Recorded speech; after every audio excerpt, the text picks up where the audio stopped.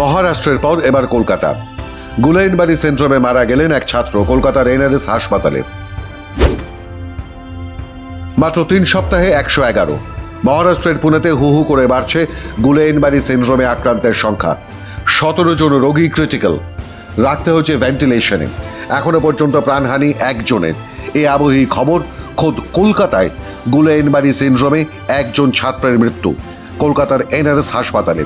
জানা গেছে ওই একই রোগে আক্রান্ত 2 শিশু এখনো ভর্তি হাসপাতালে। মৃতের নাম অরিত্র মণ্ডল, বয়স 17, উত্তর 24 পরগনার আমডাঙ্গার বাসিন্দা অরিত্র দ্বাদশ শ্রেণীর ছাত্র। জানা গেছে গত 23 জানুয়ারি গলায় ব্যথা নিয়ে ভর্তি হয়েছিল হাসপাতালে। পরে জ্বর আসে, কমতে থাকে হাত পায়ের জোর, স্থিরভাবে বসে থাকতেও পারছিল না।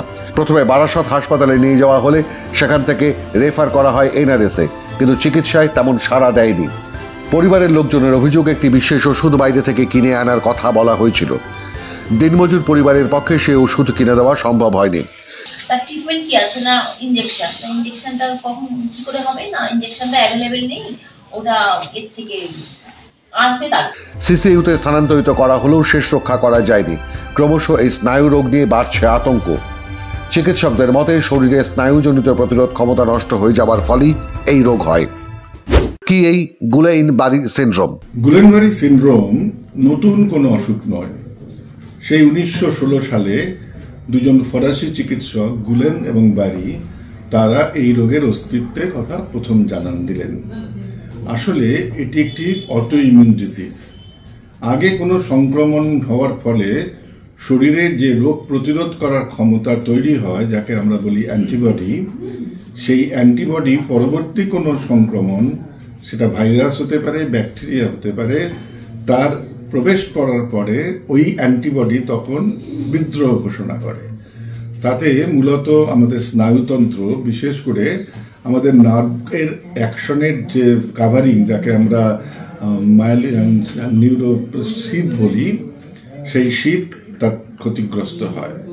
ফলত বিভিন্ন বয়সের মানুষ আক্রান্ত হতে পারে। গড়পড়তা প্রতি 1 লক্ষ জনসংখ্যায় একজন মানুষের মধ্যে এই রোগের প্রাদুর্ভাব দেখা দেয়।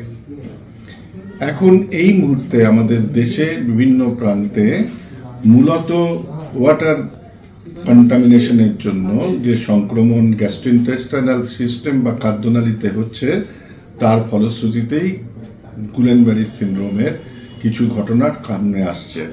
যদিও এই রোগে মৃত্যুর হার খুব বেশি নয়, প্রতি 100 জন আক্রান্তের 3 থেকে 4 জনের মৃত্যু হতে পারে, তবে বেশ যন্ত্রণাদায়ক এর অভিজ্ঞতা। বিশেষজ্ঞরা বলছেন এটি একটি নার্ভের ওষুধ। দীর্ঘদিন থেকে কোনো ইনফেকশন থাকলে এই রোগ হতে পারে। ইনফেকশন ঠেকাতে শরীরে যে অ্যান্টিবডি তৈরি হয় তা নষ্ট করে দেয় স্নায়ুতন্ত্রকে, ফলে হাত পা ঝিনঝিন করা থেকে অবশ হয়ে যাওয়া এর প্রাথমিক সিমটম। ঠিক কী ধরনের সিমটম দেখা যায় রোগের? এই রোগে প্রাথমিকভাবে শরীরের হাত পা ঝিনঝিন করা, ব্যথা হওয়া, অবশ অবশ ভাব, স্বাভাবিক কাজকর্ম করতে ব্যাঘাত ঘটার, সিঁড়িতে ওঠা নামা করতে অসুবিধা হওয়া, সিঁড়িতে উঠতে গিয়ে পায়ের জুতো খুলে যাওয়া, মাথার চুল আঁচড়ানো বা গা মোছার কাজটা অসুবিধাজনক হয়। কোনো কোনো ক্ষেত্রে যখন অটোনমিক নার্ভাস সিস্টেম ইনভলভড হয়, তখন অল্পবিস্তর শ্বাস প্রশ্বাসের কষ্ট ইত্যাদি হতে পারে। এই গুলাইনবাড়িতে মৃত্যুর আশঙ্কা খুব বেশি নেই। অধিকাংশ ক্ষেত্রে 80 থেকে 90% মানুষ স্বাভাবিক ফিজিওথেরাপি এবং জীবনশৈলীর কিছু পরিবর্তন করে স্বাভাবিক জীবনযাপন করতে পারে। এটি কি খুব বিরল রোগ? চিকিৎসা বিজ্ঞানের কোনো প্রতিকার আছে? এই প্রশ্নের জবাবে বিশেষজ্ঞদের মত, বিরল রোগ না হলেও বহুল পরিচিত কোনো রোগ নয়। বেশিরভাগ সময় রোগীর পরিবারের পক্ষে রোগ চিহ্নিতকরণ করতে অসুবিধা হওয়ার কারণে চিকিৎসায় শুরু হয় দেরিতে। ফলে বিশেষজ্ঞ চিকিৎসকদের হাতে এসে যখন রোগী পড়েন, তখন গোটা বিষয়টা বিপজ্জনক স্তরে পৌঁছে যায়। সেখান থেকে ফিরিয়ে আনাটা অনেক সময় কষ্টকর হতে পারে। তবে আসার কথা, এ রোগে মৃত্যু হার প্রতি 100 জনে 3 কিংবা 4।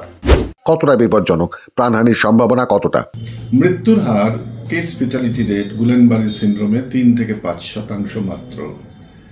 এই রোগের চিকিৎসা মূলত সিমটোম্যাটিক, ফিজিওথেরাপি এবং অবশ্যই ক্ষতিগ্রস্ত নার্ভাস সিস্টেমের ক্ষেত্রে ইন্ট্রাভেনাস ইমিউনোগ্লোবুলিন এবং প্লাজমাফেরেসিস, এইটাই হচ্ছে কার্যকরী চিকিৎসা।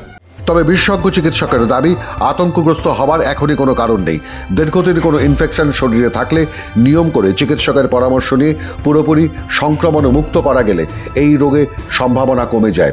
আতঙ্কগ্রস্ত হওয়া, ভয় পাওয়ার কোনো কারণ নেই, কিন্তু সাবধানতা অবলম্বন করে গুলেনবাড়িকে প্রতিহত করতে হবে।